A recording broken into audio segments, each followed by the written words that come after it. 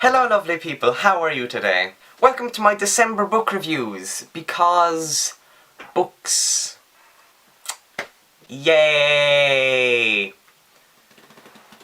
The first book I read was Fight Club by Chuck Palahniuk, recommended by my best friend. He said, "It's amazing!" And I was like, So, yeah, I bought it and I read it, and it is really good. I wouldn't say amazing, but you know, it's very much 4 out of 5. A History of Capitalism According to the Jubilee Line by John O'Farrell. This is an essay basically about capitalism and like the public sector versus the private sector. It's all very political. It's published as one of the Penguin lines. Penguin celebrated the 150th year of the London Underground by publishing like a group of essays for each line. This is the Jubilee line, obviously. If you enjoy British politics and know quite a bit about British politics, you'll enjoy this. For Esme with Love and Squalor and Other Stories by J.D. Salinger.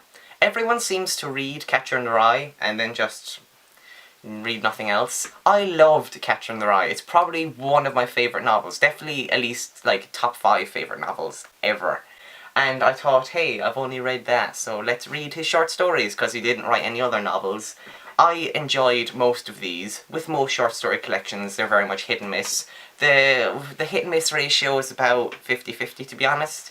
I enjoyed, you know, Perfect Day for Banana Fish, Down at the Dinghy, the Daumier Smith's Blue Period, Teddy, I liked that. Yeah, it's good. If you want to read some short stories and you enjoyed the narrative voice of Catcher in the Rye, read this. Yay. Persuasion, Jane Austen. It's a will they, won't they book, guys. This is... oh, sugar. There was a bookmark in it. Oh dear. The most exciting thing that happens is a woman faints and they think that she's dead. Oh my god. Oh, it's so exciting.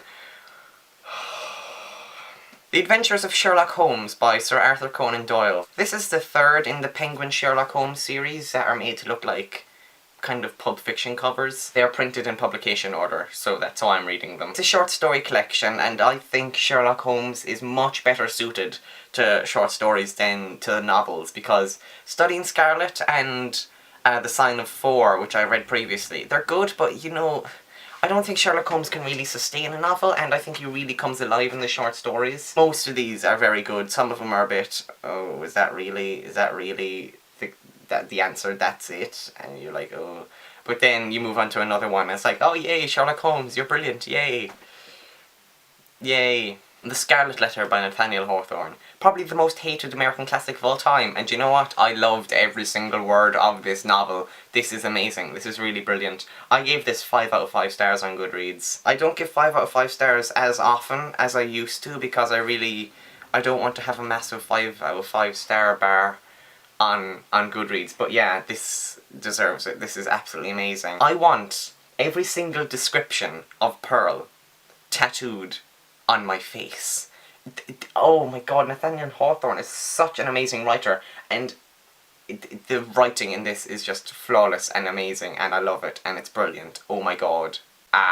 Animal Farm by George Orwell. I am really embarrassed when I say that I haven't read that much Orwell. I've read this now, and I've read his little Politics in the English Language pamphlet. I own Down and Out in Paris and London and 1984. Haven't read them, obviously, but yeah, I think this was brilliant. I gave this 5 out of 5 as well, because it's Animal Farm. Oh my god, it's so good. I also think I enjoyed it a lot more because I've actually studied Stalinist Russia and like the Russian Revolution and stuff, so things like the 5-year plans, the purges, you know, the exiling of what's his name, Trotsky, and stuff like that. It's really interesting, and yeah, it's brilliant. The Magician's Nephew by C.S. Lewis, the first book in the Chronicles of Narnia. I bought the Chronicles of Narnia literally 10 years ago.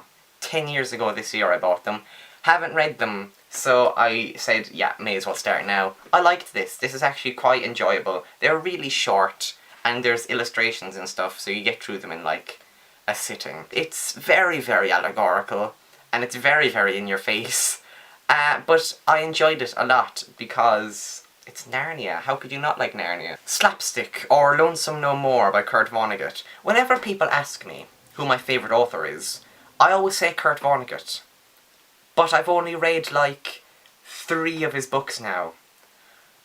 Does anyone else do that? They say, oh yeah, my favourite author is so-and-so, but I've only read 1 of their books. It's like, yeah, I do that all the time. This was crazy.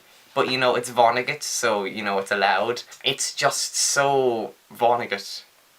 Do you get what I mean when I say that? It's really Vonnegut. And I loved it.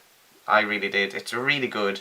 It's his stance on loneliness, really, and it's just kind of charming in a really weird way, but it's Vonnegut, so, you know, it's brilliant. And the last book that I read in December was The Testament of Mary by Colm Tóibín.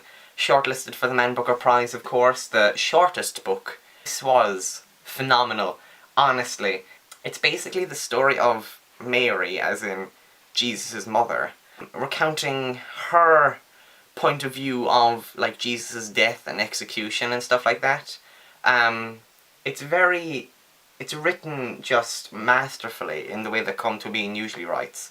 And, oh, when I finished reading this, I literally had to go like, oh my god, what did I read? This is amazing. There's just some passages in this, and you just read them and you think, oh my lord, that is the most beautiful thing I've ever read in my life. And there's a lot of that, and please, it's 104 pages long. Pick this up and read this. It's brilliant. It's really brilliant. So there you go, they're my December book reviews. I read 10 books. Somehow, you notice that they're all very short. Nothing was over 400 pages. So yay! So yeah. I really must learn how to end videos. I've been doing videos for 3 years now, and I still don't know how to end them.